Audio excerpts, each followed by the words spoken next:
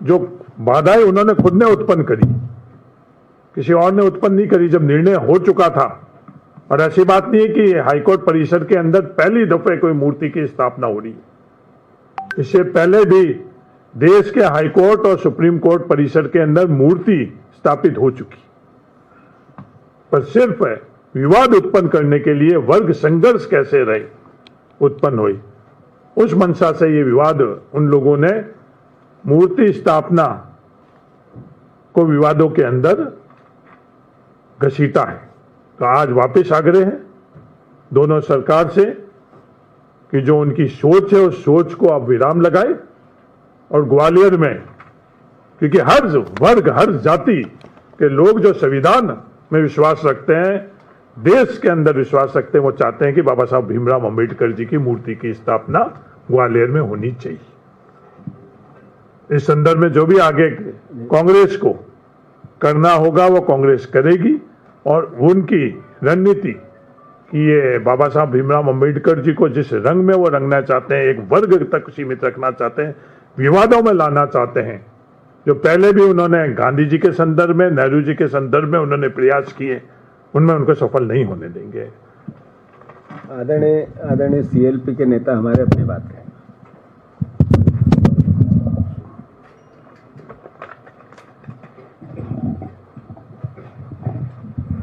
सम्मानित प्रभारी जी, सम्मानित अध्यक्ष जी, सम्मानित हमारे बरैया जी, सम्मानित पत्रकार बंधु, निश्चित तौर से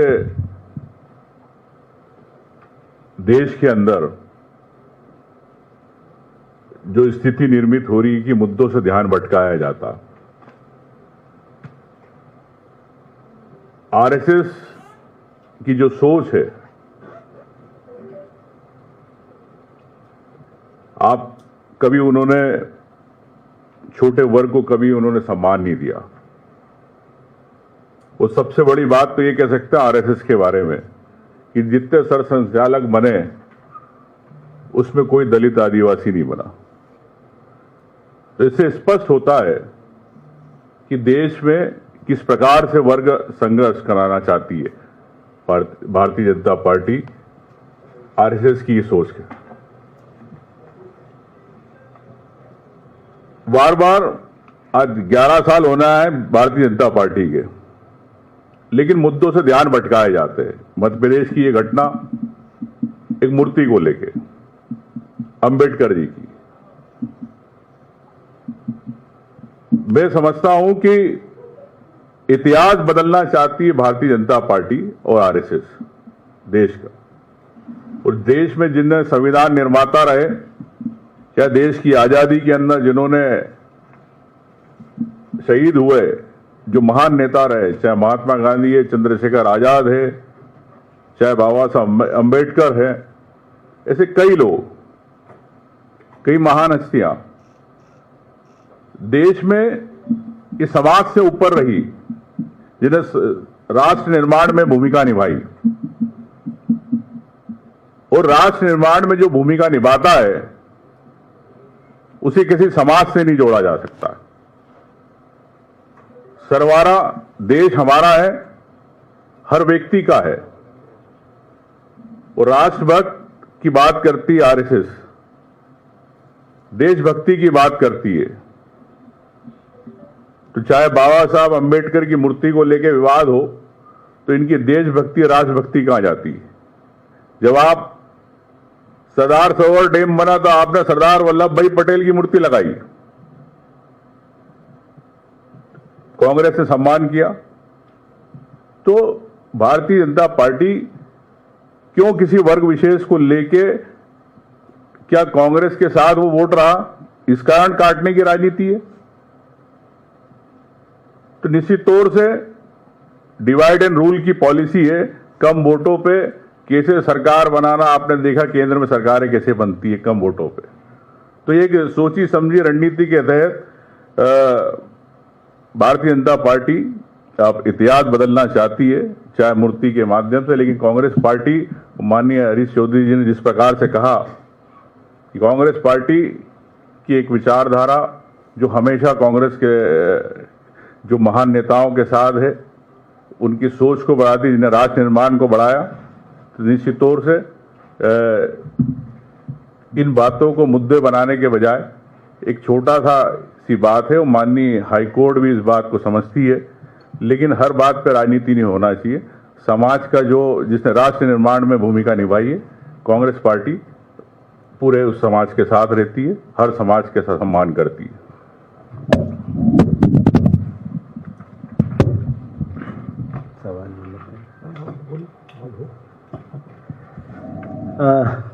आदरणीय पत्रकार बंधुओं, मोटे मोटे पूरी बात आ गई है।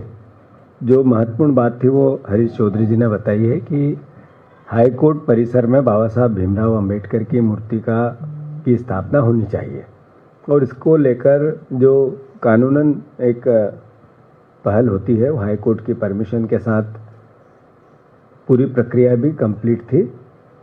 उसके बावजूद अगर सामाजिक आरएसएस के दबाव में आकर अगर ये प्रक्रिया रोकी गई तो देश के लिए चिंता का विषय है। और जो निर्माण संविधान के निर्माता ने किया, अगर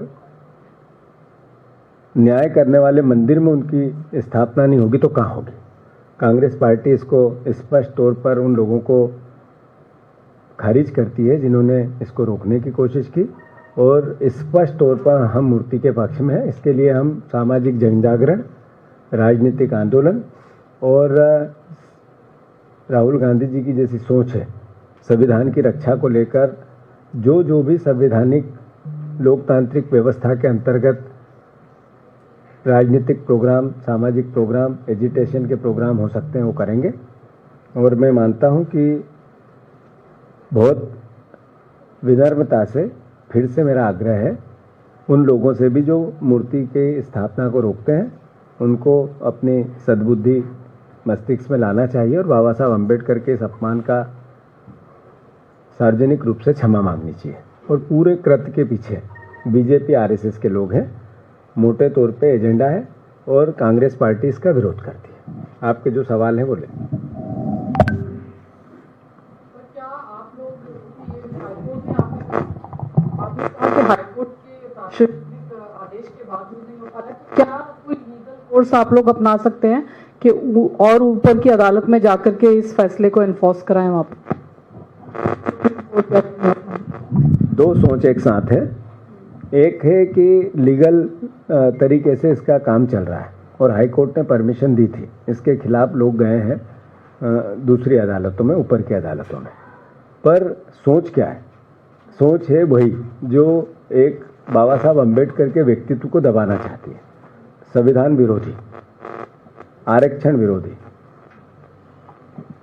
जो एक सामाजिक सर्वधर्म संभाव का व्यय है भारत में, उसका विरोध करके जातिगत दुर्भावना पैदा करना। ये वही लोग हैं जिसके पीछे अगर लोगों को चिन्हित किया जाएगा तो एक विचारधारा के मिलेंगे। तो चूंकि हम राजनीतिक दल हैं, देश के संविधान के निर्माण में हमारी भूमिका थी, लागू करने में हमारी भूमिका थी। बाबा साहब अम्बेडकर ने जब संविधान का निर्माण किया तो कांग्रेस पार्टी के सोच के साथ किया, तो स्वाभाविक है कि हम कानूनन लड़ाई भी लड़ेंगे और स्वाभाविक है हम राजनीतिक लड़ाई भी लड़ेंगे। और कोई सवाल? एक सवाल इधर से है, मध्य प्रदेश के कानून व्यवस्था के मद्देनजर मेरा सवाल है कि कुछ दिनों पहले भिंड में कुछ पत्रकारों को जो है कपड़े उतरवा दिए गए थे और उनकी एक तरीके से थाने में एक परेड कराने की कोशिश की गई थी। उसके बाद उन्होंने खबर चलाई थी अवैध खनन को लेकर। उसके बाद वहां की पुलिस ने उनके खिलाफ एफआईआर दर्ज की और एफआईआर दर्ज करने के साथ साथ उनके परिवार वालों को परेशान किया गया। उन्होंने इधर उधर जाके जो है शेल्टर लिया, लेकिन कल सुप्रीम कोर्ट ने 15 दिनों का प्रोटेक्शन दिया है और कहा है कि आप जाइए, आपको पुलिस परेशान नहीं करेगी और आप पुलिस के साथ कोऑपरेट कीजिए। आप लोग क्या पत्रकारों की सुरक्षा को लेकर, खासकर जो भिंड के पत्रकार हैं, उनकी सुरक्षा को लेकर आप लोग क्या करने वाले हैं? इस मुद्दे को कैसे उठाएंगे? आदरणीय साथियों, कल भारत सरकार ने 11 वर्ष नरेंद्र मोदी के पूर्ण होने पे जश्न मनाया, अपनी बातें कही, अलग अलग राज्यों में प्रेस कॉन्फ्रेंसेस हुई और मीडिया में प्रमुखता से वो छपी दिखी है। जब राहुल गांधी जी ये कहते हैं कि देश का संविधान खतरे में है, कांग्रेस पार्टी भी कहती है। तो स्वाभाविक है बीजेपी भी पूछती है और मीडिया के कई साथी पूछते हैं कि हर तरह की स्वतंत्रता तो है, संविधान खतरे में कहाँ है। तो जो लोकतंत्र के चौथे स्तंभ पे हमला होता है, ये सिर्फ आपको भिंड का पता है, ये मध्य प्रदेश के हर जिले में होता है। और मैं माफ़ी चाहते हुए आप सबसे, चूँकि ये बहुत बड़ा मंच है, पार्टी के सर्वोच्च स्थान पे हम आपसे बात कर रहे हैं, जब हम बार बार ये कहते हैं कि मीडिया बीजेपी के साथ है तो नेचुरल है आप लोगों को बुरा लगता होगा। पर स्वाभाविक है कि जब इस तरह की लड़ाई जब लड़ी जाती है, भोपाल में एक पत्रकार को पुलिस ने मार के अंदर कर दिया थाने में, सारे पत्रकार इकट्ठे और थाने पे धरना दे रहे थे। मैंने भोपाल में भी ये बात कही थी। अभी आपने सवाल किया भिंड के पत्रकारों का, तब मैं फिर ये बात कह रहा हूँ कि पत्रकार की ताकत होती है कलम, उसकी संपादकी, उसकी लेखनी। अगर उस सरकार ने, जिसने लोकतंत्र के चौथे स्तंभ पर हमला किया और पत्रकार थाने पे जाके धरना दे रहा है, मीडिया थाने पे जाके धरना दे रही है, तो ये सही रहा नहीं है। सही रहा तो वो थी कि कलम से नोच देते उस सरकार को जिसने ऐसी गड़बड़ की। जब आप ये सवाल करते हो तो 3 उंगली आपकी तरफ जाती है। हमने उस भिंड के पत्रकारों के साथ खड़े हुए हैं, हमने ताकत से उनकी बात रखी, हर स्टेज पर रखी, बार बार रखी, पर हम अपना दायित्व निभाएंगे। पर जिस एसपी ने उनके साथ अत्याचार किया, जिनको शरण लेनी पड़ी दिल्ली में, उनको भोपाल में जगह नहीं मिली बात करने की, मतलब मीडिया कितना दबा हुआ है। यही तो राहुल गांधी कहते हैं लोकतंत्र का चौथा स्तंभ भी खतरे में है, संविधान भी खतरे में है, संविधान की हमें रक्षा करनी है। और सड़क पर कैमरा रखना मतलब कितना अलोकतांत्रिक हो गया। कैमरे का काम तो है खराब चीज को बताना, जो अव्यवस्था उसको दिखाना। कैमरे भोपाल में सड़क पे रख के आंदोलन हो रहे थे। तो मैं फिर से आग्रह करता हूं, माफी मांगते हुए, किसी को मेरी बात अदरवाइज नहीं लेना चाहिए। आप लोगों को कि विपक्ष की ताकत मीडिया होती है और मीडिया की ताकत विपक्ष होता है, ये भी सच है। हम आपकी बात करेंगे, उन पत्रकारों की बात करेंगे, आप भी जनता की और विपक्ष का साथ दो। धन्यवाद। और विधानसभा में भी उठाएंगे, उनकी पूरी मदद करेंगे। हाँ, CLP साहब कह रहे हैं। हाँ नहीं, देखो वो दिन सबसे ज्यादा चिंतनीय था कि भोपाल में जो कैमरा को पत्रकार पूछते हैं, उन कैमरा को सड़क पर रखकर उन्होंने विरोध प्रदर्शन किया। इससे और दुर्भाग्यपूर्ण और कोई चीज नहीं हो सकती थी। पहले जो कलम की बात होती थी, वो कलम के साथ साथ आज के युग के अंदर वो कैमरा है। ऐसी स्थिति आ चुकी है मध्य प्रदेश के अंदर, और वो संकेत वहां के प्रेस के मित्रों ने दिए।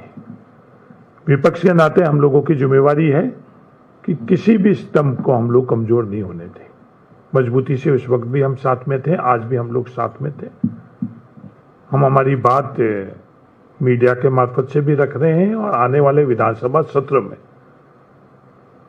हमारे नेता उमंग जी मजबूती से, इनके साथ तमाम विधायक मजबूती से, ये बात सिर्फ भिंड की नहीं, तमाम मध्य प्रदेश में जो मीडिया के हमारे मित्र हैं उनके साथ अन्याय नहीं हो। तो ये सिर्फ ये एक दल या विपक्ष की बात नहीं है। लोकतंत्र बचाने के लिए हर कोई संवैधानिक जिसको अधिकार है, वो अपने अधिकार व्यक्त किसके माध्यम से करे, वो माध्यम मीडिया है। तो लोकतंत्र बचाने के लिए, संविधान बचाने के लिए सिर्फ हम अपने विपक्ष के अधिकारों के संदर्भ में ही नहीं, पूरी बात अगर हम लोग समझे तो संविधान बचाने का मतलब ये है कि मीडिया के जो अधिकार है, मीडिया को किसी भी प्रकार से रोका नहीं जा सके, मीडिया को किसी प्रकार से चुप नहीं कराया जा सके, मीडिया को किसी प्रकार से प्रभावित नहीं किया जाए, यही संविधान बचाना है। तो मैं आपको विश्वास दिलाता हूं, मध्य प्रदेश में हम तमाम लोग सदन के अंदर हमारे प्रतिपक्ष नेता उमंग जी के नेतृत्व में और सड़क के बाहर जीतू पटवारी जी के नेतृत्व में हम लोग लड़ाई लड़ेंगे। धन्यवाद। धन्यवाद। धन्यवाद। अच्छा सवाल। बहुत हो रहे हैं ऐसे। ये कल खाते गांव में भी